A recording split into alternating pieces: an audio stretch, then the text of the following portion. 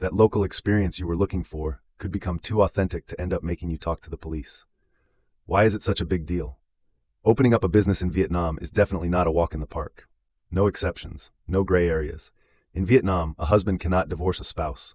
Your social media post can land you in a lot more trouble than you'd expect. Can lead up to 20 years of prison time.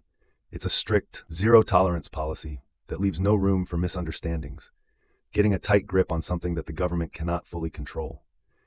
Did you know that booking an Airbnb can get you in trouble faster than saying "we're Ward Bang"? Or naming your business after a historical figure can get you a day in court. So today we're going to talk about some of the wild laws in Vietnam that may not apply in the United States. Before we start, let's get one thing clear. We're not going to talk about freedom of speech, right to protest, or criticizing the government. Why? Because those topics have already been discussed many times before. We don't want to rehash it, and you can see this on YouTube. Second, some of these topics are way too sensitive to talk about without breaking the local laws. And as a law firm operating in Vietnam, we definitely don't want to break the laws, but we definitely have very strong opinions. So today we're talking about the 10 things that are illegal in Vietnam, but legal in the United States. And as a U.S. attorney, today we're going to compare between the U.S. and Vietnam, things that you should and should not do. So let's start with something that everybody can relate to, booking a place to stay.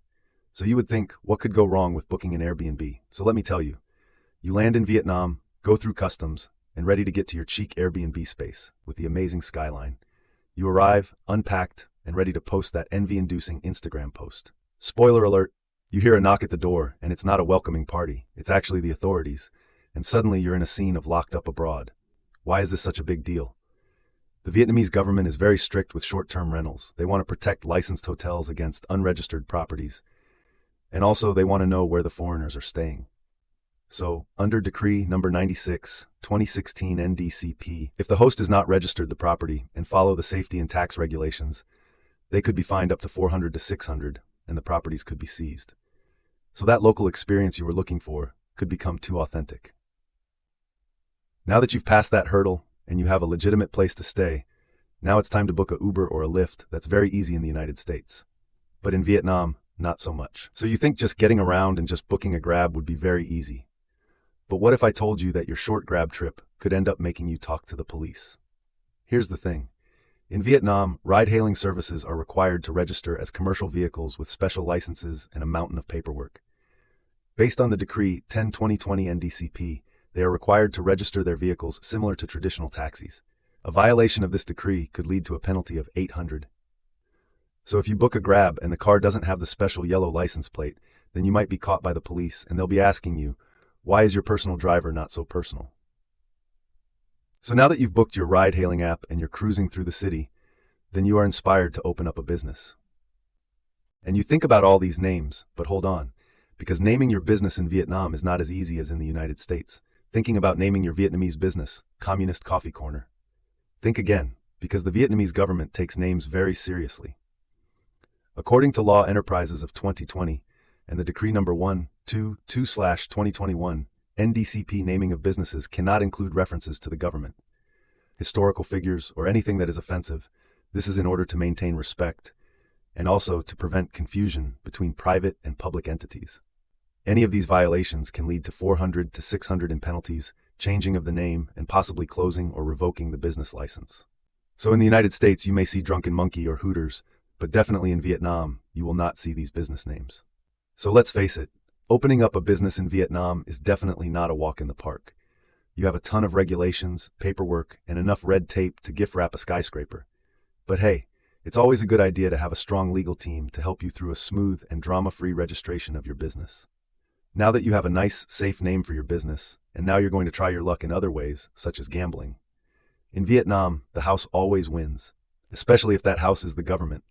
Love a good game of poker? Or betting on your favorite sports team? You better think twice. In fact, you better not think about it at all in Vietnam. Gambling is mostly illegal in Vietnam. There are a few licensed casinos that are regulated and only allowed for foreigners. This is because the government believes that casinos would lead to social instability and crime.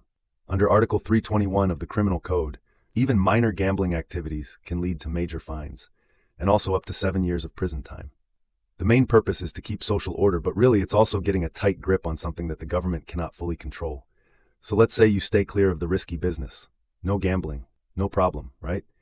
You decide to do nightlife or relaxing businesses in the recreational fun. Remember that time that you ate the marijuana gummy? Or smoked that joint in California? Or went to a party and saw a laughing gas balloon? Don't even think about it in Vietnam. Just thinking about it may get you in trouble. Vietnam has some of the strictest drug laws in the world. Even having a small amount of marijuana can lead up to jail time of 5 years under Criminal Code 249. And also for nitrous oxide, or what's called laughing gas balloons, it's illegal to sell or distribute such product and could lead up to fines of up to $20,000.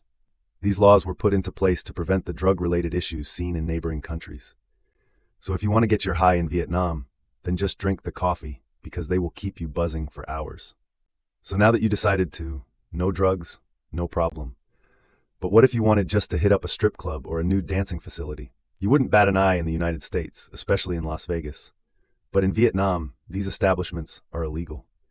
In Vietnam, you better think twice about following that neon sign, because it's not just drugs that can get you in trouble. Thinking about visiting a strip club in Vietnam? These places don't really exist. If you're looking to visit a massage parlor or a coffee shop, those places are quite abundant and everybody knows that they exist. But they're just cleverly disguised so that you don't know. Under Article 327 of the Criminal Code, operating or attending one of these places can lead up to 20 years of prison time. So next time you see a coffee shop with no customers, you better think twice before going in. Before I get into the top 4 illegal things in Vietnam that are not illegal in the United States, I want to mention that 80% of you are not subscribed to our YouTube channel. And that's a big deal. Why?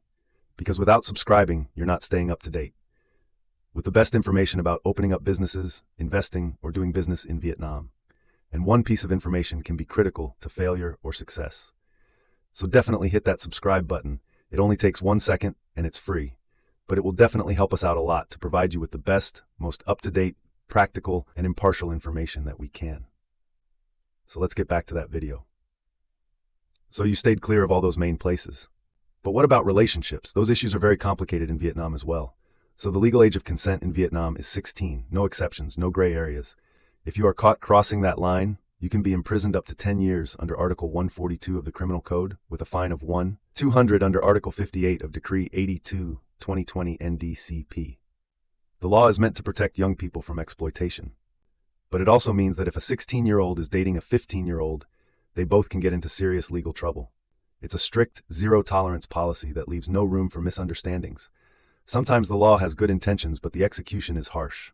And that is true for relationships. Speaking of which, let's talk about what happens when a marriage goes south. Imagine being in Vietnam and somehow falling in love with your girlfriend and then wanting to marry her.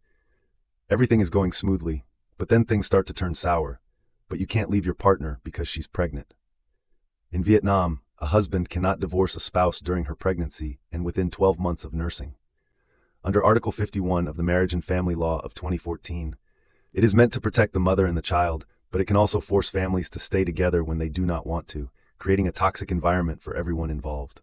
Although the law should support mothers, but it can make families get stuck together.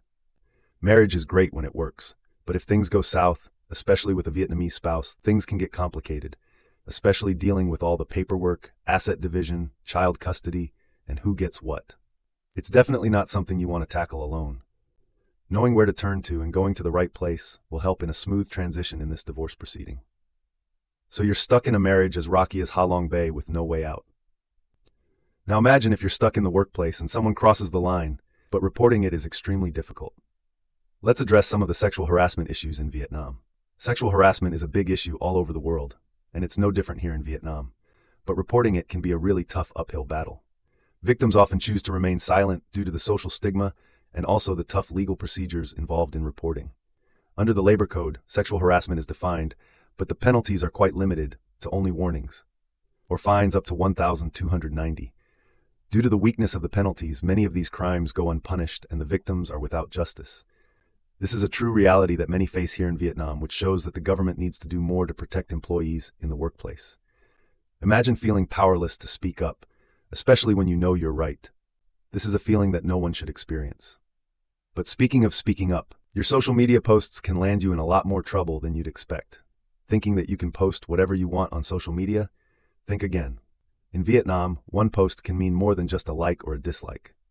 Under the cybersecurity law, defamation on social media is a criminal offense. The law states that if someone posts on social media a defamatory or offensive comment, then that can lead to fines or prison time as well. Unlike in the United States, these defamatory statements are not protected by freedom of speech.